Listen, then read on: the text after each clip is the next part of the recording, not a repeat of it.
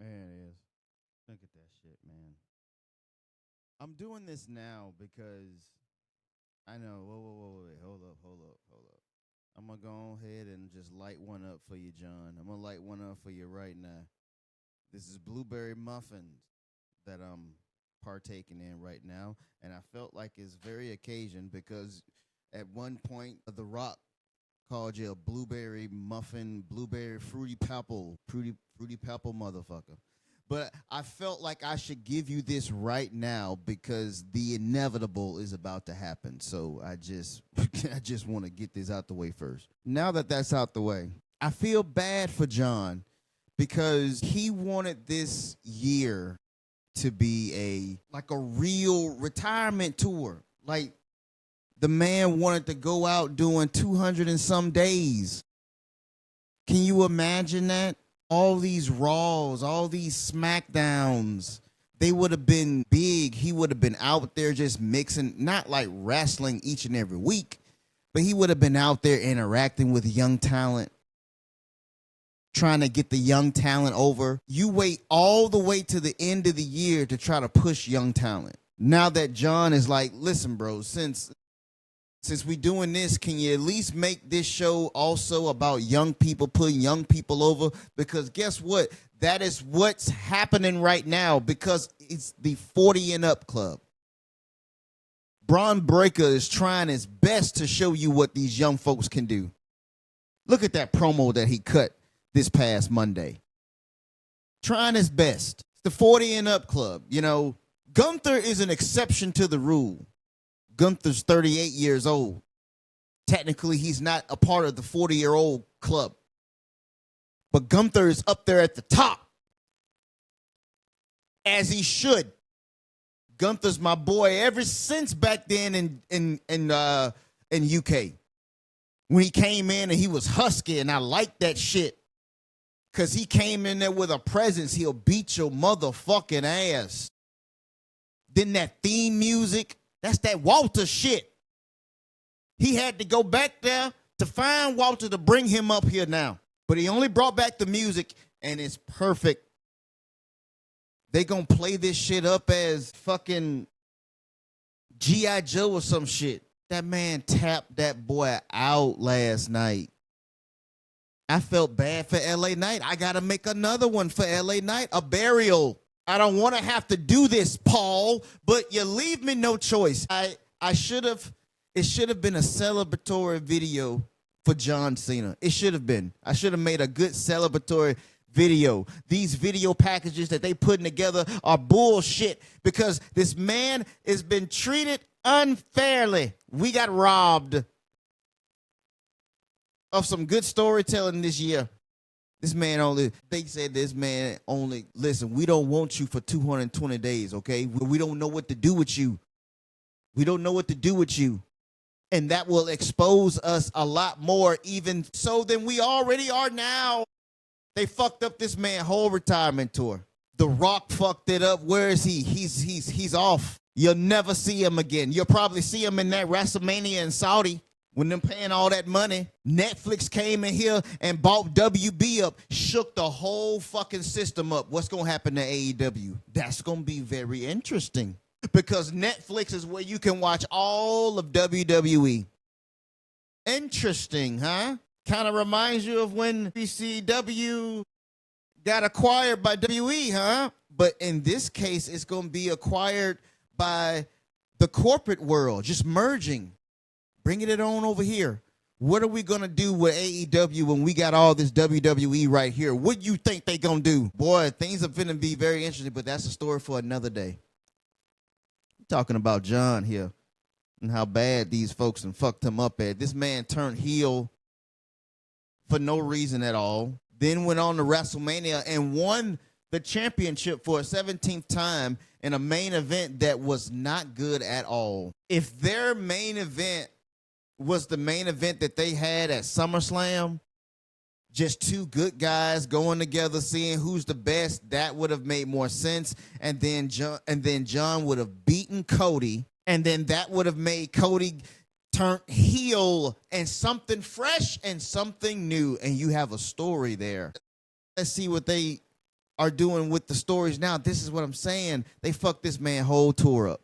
They ain't even asked him what he wanted to do. They probably didn't. You think that man wanted to turn heel? The later stage of his career, now you want to turn heel, and his heel run was shit. Awful. He just came out there, cut a heel promo, and then just went off. No wonder why every time that man came out there on the stage and he threw that goddamn towel out there, and he had a look on his face like, man, I wish I would have gave you more. This is the last time. It would have been 220 more days of this shit. We all could have had some serious fun. But no. But hey, they gave him the championship at WrestleMania, right?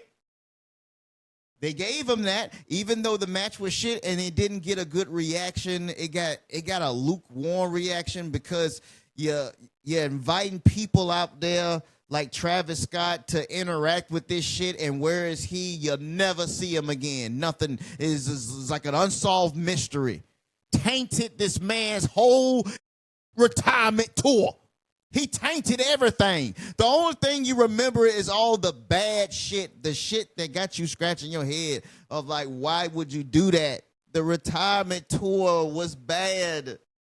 Paul, I say all of that to say this. Last night, Gunther tapped out LA Knight, tapped him out in a bad way. I mean, it looked like it hurt. Wrenched that man goddamn neck and tapped him out. And then Gunther looked into the TV and said, I'm going to tap you out on your way out.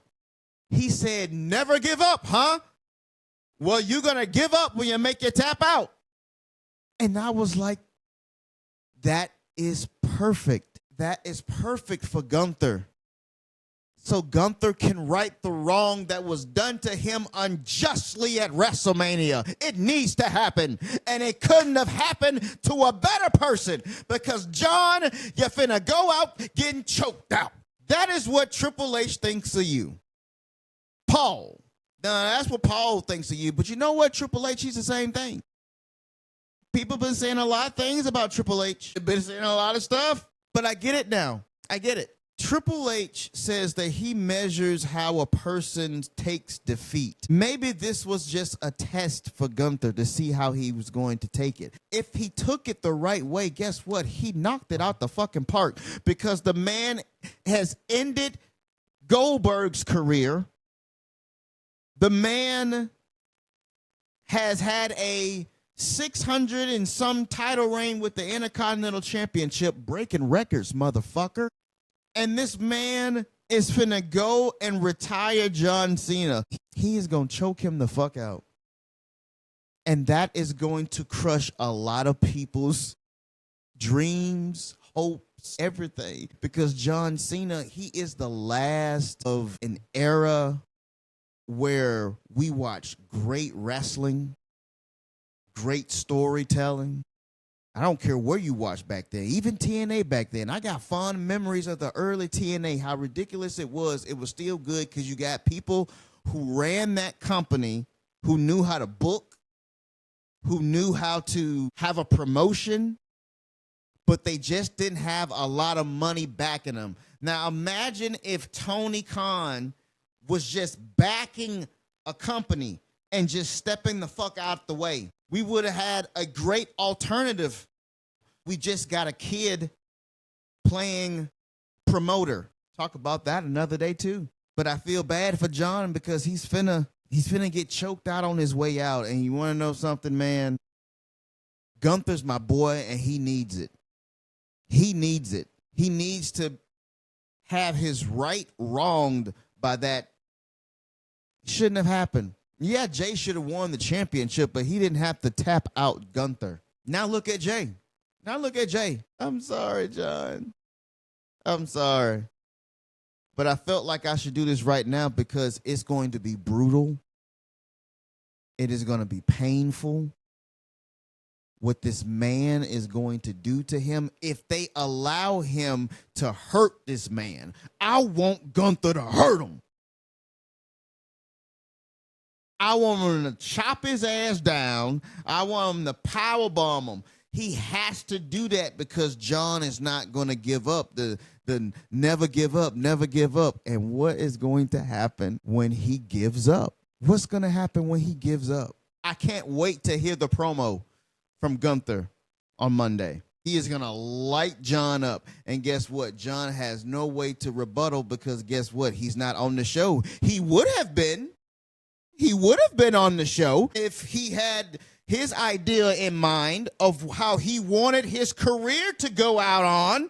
He would have been on the show, Paul. Gunther's going to light this man up on Monday. And then he's going to go on to Saturday night's main event, and it's going to be a big... I never realized how big they're going to load this show up. They're going to load this show up really good. Sol Ruka and Bailey, the winner of Obafemi and Ricky Saints tonight, going up against Cody for the WWE Championship, I think. This show, it feels good. And at the last match of the show, you got to think about all the people who are going to be there. It's going to be a lot of people there. It's going to be a jam-packed show because people want to see his last match. The place is sold out. This man's going to have his family and friends there. And they're going to watch him get his ass beat. I feel sorry for you, John. I really do. This man Gunther is going to hurt you. And he's going to tap you out. You've never seen this man never tapped out in his whole career. I looked it up. He never tapped out because the never give up, right? The never give up. And his last night, he is going to get choked the fuck out. And it's going to do wonders for Gunther. You want to know why? Because Gunther is going to go on, and then he's going to go to the Royal Rumble, and he's going to have an interaction with Brock Lesnar. And then you're going to have Brock Lesnar and Gunther at next year's WrestleMania. And Gunther is going to put him down. And then Gunther's just going to go on, and then he'll win the championship back, and then he's back to being dominant again for another 200 and some days or even years, because you know he can hold a championship that long because he's legitimate. I feel bad for you, John. I really do. I really do. I light a candle for you. I light a candle for you. Thank you for your service. Thank you for all the many years, man. This man has won championships, a lot of them, more than any other person. Debating, if you want to debate with Ric Flair over his 20-something that he'll proclaim, nobody cares about this shit. As we know right now, this guy here has 17 world championships, which means that he's very valuable. He's very trusted. You could trust John. He didn't have no problems backstage or in his personal life. Yeah, he did, but it didn't affect him in his work. Did he put some people down backstage and kept himself at the top? Yes. I'm still mad about that Nexus shit because Wade Barrett could have been a WWE champion. So I'm mad about Zack Ryder. I'm mad about what's-his-face. I'm mad about what's-his-face. He was with The Miz. He was with The Miz. I can't think of his name. But he put him down. But this man main event. This man put people in seats. This man, he really, in a time where WWE needed him, he was there. So it's good, but at the same time, man, it showcases that Triple H and his vision is starting to have cracks. And I think people are starting to be like, all right, well, we remember Black and Gold. And yes, I remember it too. I was in college at Full Sail. I was in the student program down there. I was there each and every week. Black and Gold meant a lot to me. But now he doesn't know how to write for these people. He doesn't know how to get writers to write for these people. He don't know how to do a good dialogue or anything for these people to say. Hardly. Just go out there and let people feel. That promo that Cody cut at the beginning of SmackDown was pretty good. But damn, John, you finna get your ass choked out.